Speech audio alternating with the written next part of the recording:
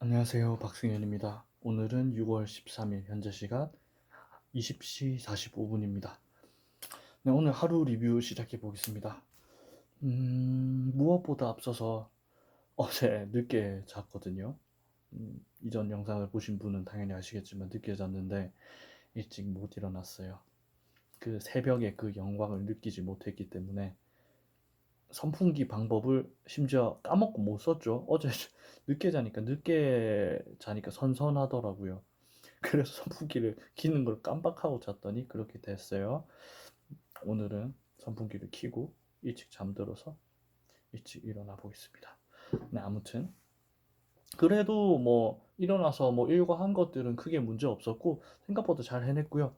지금 그래서 시간이 조금 일찍 리뷰를 하는 이유도 그 뒤쪽에 10시, 10시 반 정도 사이까지 바짝 집중할 수 있는 시간을 좀 벌어두려고 지금 이렇게 영상을 찍습니다. 전반적으로 회복 탄력성 훈련은 뭔가 제가 운동을 갔다 오거나 아니면은 뭐 잠에서 깨어서 프레시할 때 뇌를 많이 사용할 수 있을 때 하고 있는데 오늘은 그래서 내면의 자아, 그러니까 최고의 제가 생각하는 최고의 이상적인 자아상과 대화하는 시간을 가져봤습니다. 보통 질문을 3개 정도 해요. 첫 번째는 뭐냐면 어, 네가 제일 소중하게 생각하는 게 뭐야? 또는 제일 중요하게 생각하는 게 뭐야? 두 번째는 뭐냐면 네가 뭔가 의미 있는 삶을 살기 위해서 너에게 어떤 거가 해야 되고 어떤 게 중요해? 이런 게 있고 세 번째는 뭐냐면 그래서 네가 지금 뭔가 역경과 고통이 있다고 해요. 예, 뭐 누구나 역경과 고통은 있죠. 없는 사람이 잘 없는데 그런 것들을 어떻게 해결해야 돼라고 조언을 구하는 이렇게 세 가지 질문을 해요. 마지막에는 뭔가 선물을 받아서 이 선물을 매개로 해서 그것들을 이제 기억으로 잊게끔 한 작업을 하는데 먼저 제가 생각한 그 소중한 것과 중요한 것은 조금 개념이 다르더라고요. 어떤 거냐면 저한테 소중한 거는 가족이에요.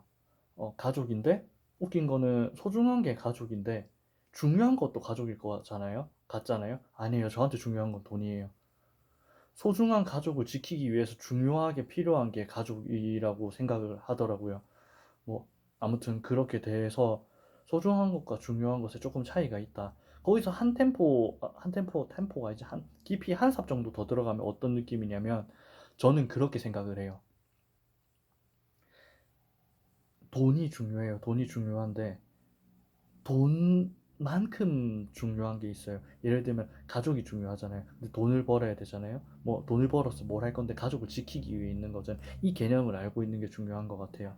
예를 들자면 아이와 놀아주고 싶어요. 놀아주고 싶은데 하루 정도 시간을 뺐으면 좋겠어요. 근데 이 시간을 빼려면 뭐 얼마 정도 돈이 필요해요? 하루치만큼의 뭐 내 시간을 투자한 만큼의 비용이 필요하겠죠. 그리고 거기서 추가로 내가 뭐 회사를 다니고 있으면 회사에서 하루 뭐 연차를 쓸 수도 있는 거고 중요한 프로젝트를 놓칠 수도 있는 거고 아무튼 여러 가지가 이렇게 복잡하게 얽혀 있는데 그러면 그만큼의 가치를 누군가 나에게 줬었을 때 아니면 내가 지불할 수 있을 때 내 시간을 내가 어떻게 보면 내 시간을 내가 거꾸로 사는 거예요.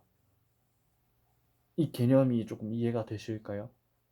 그러니까 나는 회사와 계약을 했잖아요. 내 시간과 재능을 투자를 해서 너를 위해서 일하기로. 너는 거기에 마땅한 대가를 주는 걸로. 음. 그러면 거꾸로 계약되어 있는 관계에서 내가 너에게 어느 정도의 가치를 주면 넌 나에게 시간을 줄 수 있어? 라는 거에 대해서 고민을 해볼 필요는 있는 것 같아요. 왜? 나에게 중요한 거는 그 돈보다는 가족인데 언젠가 내가 이런 순간이 올 거란 말이죠. 가족을 더 중요시하고 가족을 위해서 뭔가 돈을 벌고 일을 하는데 이게 역전이 되어 버리는 순간이 올 거란 말이죠. 뭔가 애매할 것 같은. 그때 나는 가치 판단을 어떻게 할 건데? 라는 생각에서 방금 질문드린 회사 계약을 했든 내가 자영업을 하든 뭘 하든 그만큼의 시간을 빼서 가족에게 투자하는 것만큼의 손실이 있을 거라고요. 그만큼을 내가 손실을 메꿀 수 있을 정도로 투자를 할 수 있냐. 그 손실의 규모가 얼마 정도 되는데 이거를 생각해 봐야죠. 그냥 막상 크다고만 생각하면은 그것도 문제일 것 같아요. 음. 예, 그런 생각을 해봤고 두 번째 질문이 뭐였죠? 두 번째 질문은 네가 뭐 의미 있는 삶을 살기 위해서 뭐 어떤 게 전 이게 질문이 조금 잘못됐다고 생각을 해요. 엊그저께 얘기했나요? 그저께 얘기했나요? 강인함의 힘에서 이런 얘기가 있어요. 고통도 삶에서 정말 필요한 거다. 행복, 즐거움 아니야. 그거는 삶의 목적이 될 수 없어. 어떠한 행위를 함으로 인해서 얻는 결과물일 수는 있는데 그 자체가 목적이 될 수는 없어. 즐거움과 행복이 목적이 될 수 없어. 그럼 뭐가 목적이 되는데? 뭔가 창조적으로 만들어내는 게 목적이 돼. 그리고 두 번째가 기억이 안 나요. 임팩트가 안 컸나 봐. 셋 다 임팩트가 컸었는데 저는 세 번째가 결국 임팩트가 컸어요. 고통이었어요. 고통이 어떻게 삶의 의미와 목적이 그 말이 아니라 이런 거예요. 어떠한 고통을 우리는 겪지 않을 수 없어요. 고통은 언제 어디서나 존재해요. 언제 나타날지도 몰라요. 끝은 없어요, 고통에. 근데 어느 순간은 올 거고 어느 순간에는 갈 거예요. 이렇게 사이클이에요. 그 사이클을 내가 알 수는 없어. 그러나 우리는 그 고통을 온전히 다 겪어내야 된단 말이에요. 내가 선택하는 고통일 수도 있어요. 그러면 그 고통 속에서 그 고통에 대한 너무나 지극히 개인적인 나만의 그 의미가 있는 거예요. 뭐 사람마다 비슷할 수는 있겠지. 근데 같지는 않을 거라고. 근데 그 의미를 고통에 대한 의미를 내가 부여하는 거거든요. 그게 삶의 의미라고 하는 거거든요. 그러면은 그러한 목적 의식이 있었을 때 인간은 무엇이든지 해낼 수 있다. 뭐 요런 말들이 나오는 건데 아무튼 그래서 저는 그 두 번째 질문이 잘못됐다고 하는 이유는 이제 눈치가 빠르신 분은 알 거예요. 의미 있는 삶을 위해서 어떤 거 아니에요. 삶의 의미가 있기 위해 삶의 의미를 찾는 거예요, 고통 속에서. 의미를 찾으니까 삶의 의미가 있어지는 거예요.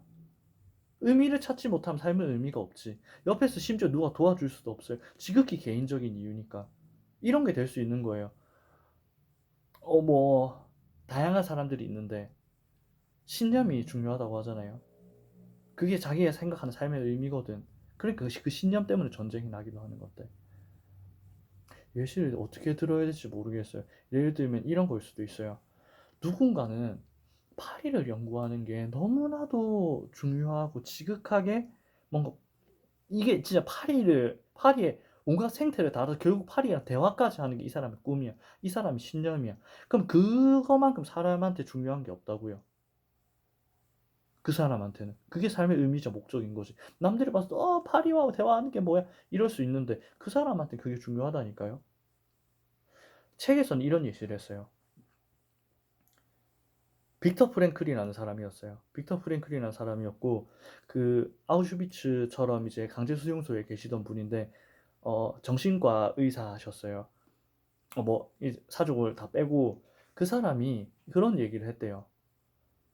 아우슈비츠에 있는데 거기서 예를 들면 이걸 인간이 굶는다는 거에 뭔가 의미를 가지고 굶는 게 삶의 가치가 돼버리고 그게 삶의 의미를 자꾸 중요해져 버리면 그 순간부터 그 사람은 굶어 죽을 준비를 하는 거래요. 뭔 말인가 알겠어요. 죽음보다도 그 굶는다는 게 더 의미가 있는 거라고요. 단식 투쟁. 밥을 먹자고 투쟁을 해. 왜? 밥을 먹는 것보다 투쟁이 더 중요하니까 그 사람한테. 이런 식으로 돌아가는 거더라고요. 삶의 목적과 의미라는 게. 아무튼 그래서 저는 어, 그 질문에서 약간 이게 명상을 하면서 하는 건데 질문에서 약간 분개를 했었고 그래서 질문에 대한 답은 그거였어요. 아, 고통이 중요하다. 어, 내가 선택한 고통이 더 중요하다. 힘들 줄 모르고 했냐? 알고 했냐? 중요하잖아요. 뭘 해도 힘들 거예요. 고통은 어디에나 있고 언제나 존재하고 끝이 없으니까. 그 속에서 무슨 의미를 찾을 건지가 더 중요하지. 그래서 내가 이 고통에 대한 의미를 정하고 알고 들어가는 게 중요한 거예요. 그래서 아까 세 번째 질문 뭐였죠? 내가 지금 현재 어떤 역경에 있고 그거를 벗어날 수 있는 방법. 결국에 두 번째 질문이랑 같은 말 아니에요? 고통 속에서 의미를 찾자며. 그럼 네가 알고 들어간 그 고통이잖아. 역경이잖아. 견뎌내야지. 견뎌내는 게 견뎌낸다는 표현보다 겪어낸다고 할게요. 그걸 온전히 네가 그 고통을 알고 들어가서 그걸 온전히 겪어내는 거 그것만으로 굉장한 가치가 있다. 삶의 의미와 가치가 그 안에 있을 수 있다.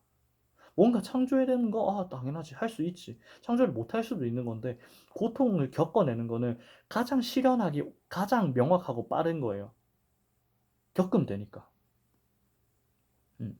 아무튼 그런 명상의 시간을 아주 잘 보내고 회복 탄력성 훈련을 잘했습니다. 오늘 하루 중에서 항상 우선순위가 가장 높은 순위에 있는 게 회복 탄력성 훈련의 시간인데 아주 중요하고 의미 있는 시간이었죠, 오늘도. 그거 외에 뭐 있었던 거는 쭉쭉 보면은 드디어 이제 어제 조금 그 경제용어 700선 한국은행 맞네요. 한국은행에서 이제 보여주는 게 있죠. 그것들을 또 이제 오늘 또 해냈어요. 두 단어를 해냈어요. 그러니까 좀 뭐랄까 한번 이렇게 살짝 질을 들여놓으니까 되더라고요. 두 단어 하는데 15분 정도는 걸렸던 것 같아요. 단어를 이해를 하고 그 다음에 단어 안에 설명해도 이해가 안 되는 게 많아요. 전 아무것도 모르니까.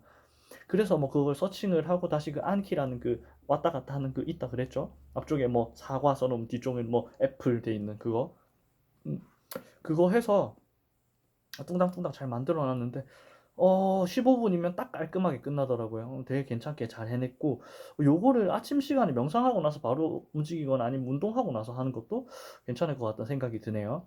그거 하고 이제 오늘 남은 시간 동안 해야 되는 게 두 가지 일이 있는데 첫 번째는 사전 예산 분배 틀. 이거는 지출에 대한 정의하면서 살짝 얘기를 했는데 정의를 했으면은 그 정의에 대한 항목들이 있잖아요. 우선순위가 있고 그 항목들의 사전에 배분을 다 해버리는 거예요. 그러니까 지재부인 거지. 재무부가 너 이번 예산 여기 얼마 써? 너 이건 예산 얼마 써? 여기 얼마 써?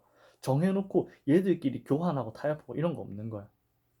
다 쓰고 나면 다 못 써서 남았잖아요. 그럼 다시 회수해. 지재부로 다 회수를 해. 그러고 나서 다시 재분배를 해. 이게 조금 더 합리적이고 효율적이고 뭐 기업에서도 이런 식으로 하죠. 이게 맞는 것 같아요, 저는.